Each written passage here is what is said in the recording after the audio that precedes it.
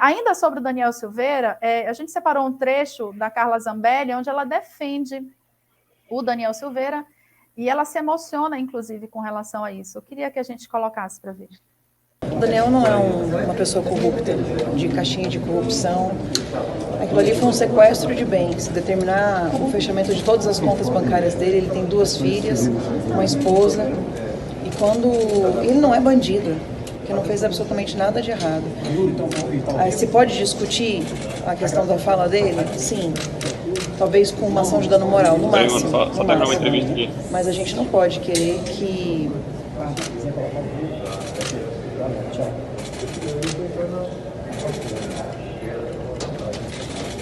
Desculpa.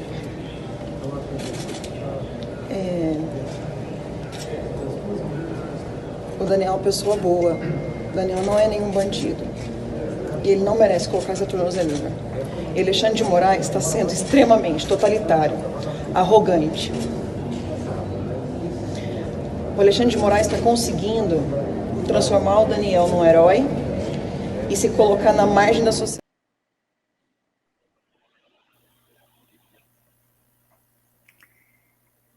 Bem, Gleidson, eu queria que tu comentasse sobre o totalitarismo do ministro Alexandre de Moraes diante de uma... enfim, ele bloqueou contas, ele tirou, baniu, deu ordens para ele sair das redes sociais, e ainda assim, e Carla Zambelli também é deputada na época, também reeleita, né? Então ela vai estar sendo reconduzida também para a Câmara dos Deputados. Essa visão extremista que se criou em torno do ministro Alexandre de Moraes por conta das suas atitudes, aonde Gleidson, que pode estar um entrave nesse entendimento, porque, enfim, a gente talvez aqui chegue num consenso de que houveram atitudes que justificassem a condução do ministro, né? Mas por que essas pessoas não conseguem enxergar que o que foi feito não foi a atitude do deputado Daniel Silveira não foi uma conversa num bar entre amigos, por exemplo. Ele ameaçou a vida de uma autoridade, ele foi a público fazer isso.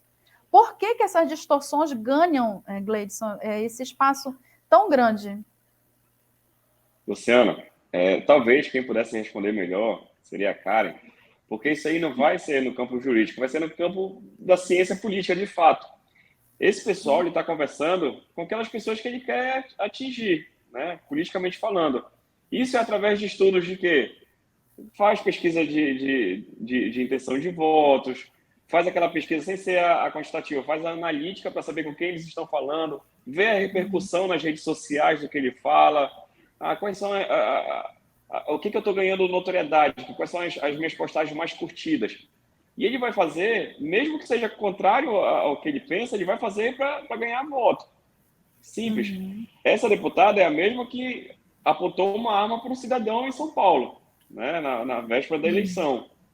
Para você ter noção de quem é que a gente está falando, né? E não passa de teatro, né? Isso tudo é encenação para alcançar voto. Infelizmente, é isso que a gente está vendo hoje. É igual um artista, cantor, que ele faz música específica para TikTok hoje, porque é onde ele vai ganhar a maior repercussão. É a mesma coisa. Gleidson, agora sim, no campo jurídico, nesse sentido, tu avalias que em algum momento, tu poderias apontar, por exemplo, que em algum momento pode ter havido algum exagero que justificasse um parlamentar, como o caso de Carla Zambelli, como o caso de Daniel Silveira, do Nicolas Ferreira e tantos outros deputados, né, na verdade, e parlamentares, que justificasse a construção desse ódio tão grande pela instituição STF, que é guardiã da nossa Constituição, né? E pelo ministro especificamente, tanto que no dia 8 de janeiro, no ato terrorista do dia 8, foi arrombada a porta do gabinete dele, a cadeira dele foi arrancada, colocaram lá fora com o brasão da bandeira, né? Então, o brasão da República foi colocado ali. Como é que isso... Tu avalias que em algum momento nada disso vai ser justificado? Eu não quero dizer isso, tá? Só quero dizer assim, algum momento houve algum exagero que pudesse, enfim, nascer Não, assim, Luciano, o que eu observo, né? Historicamente, a gente tem como imagem o judiciário ser algo moroso, demorado, que não tem resposta imediata. Quando a gente vê, e isso a gente vai falar do direito eleitoral, tá?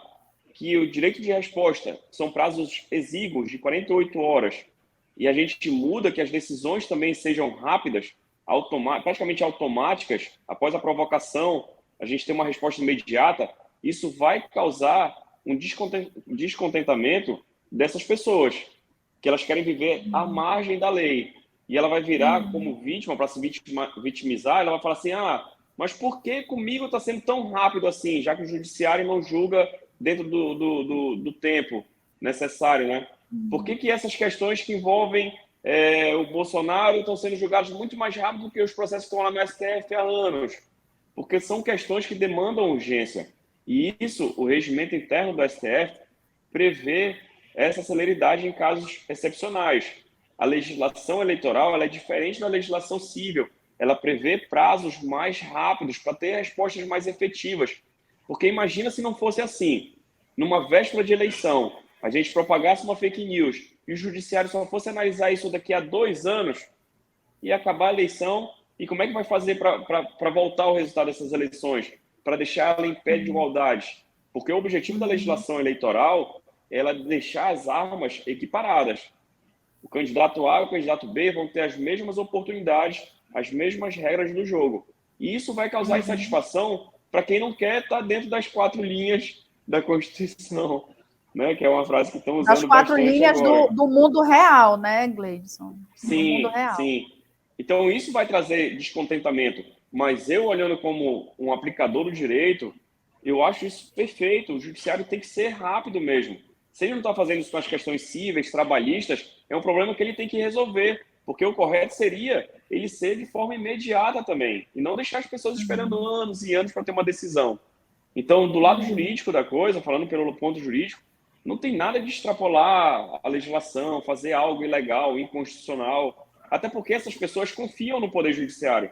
Tanto é que essas pessoas que foram presas agora nesses atentados do dia 8, o que eles fizeram? Ingressaram com habeas corpus lá onde? No STF. Então, eles confiam no Judiciário. Mas aí, é por uma questão de interesse. O que me beneficia, o que me atrapalha, naquela questão, o que é conveniente ou não para mim, para o meu discurso. Aí, bem, gente, a gente já está no nosso tempinho. Eu queria fazer uma última pergunta, valendo para os dois, né? Nesse sentido, eu queria que vocês avaliassem o que a gente precisa, o que vai ser necessário, por exemplo, para que a gente consiga reconstruir alguma normalidade, vamos dizer assim, né? Enfim, a gente sabe que vai ser um processo longo, não vai ser imediato, porque essas pessoas mesmo que condenam o ministro Alexandre de Moraes ao STF, a essa celeridade que a Justiça Eleitoral deu de resposta, de fato, muito rápidas, e num processo, num período que exigia isso mesmo, a gente não podia esperar, né, muita coisa. Eu queria que vocês dissessem assim, como é que vocês avaliam a necessidade do que a gente vai precisar para a gente começar a reconstruir essa normalidade jurídica, política e social, porque está tudo muito confuso hoje, né? Como é que vocês avaliam isso? Eu queria que começasse pela Karen. Pode ser, Karen? Pode ser, falando bem rápido. Eu acho que fazer aquilo que a gente não conseguiu fazer pós-ditadura militar, que é não anistiar nenhum culpado, nem quem arquitetou, nem quem incitou, nem quem financiou, nem quem atuou nos atos antidemocráticos. Porque quando você faz isso, você cria um parâmetro para que retorne novamente o estado de desordem no sentido histórico, no sentido social, no sentido político. Então, vai depender agora de como é que existe um impasse muito grande entre o Ministério da Defesa e o Ministério da Justiça quanto a isso.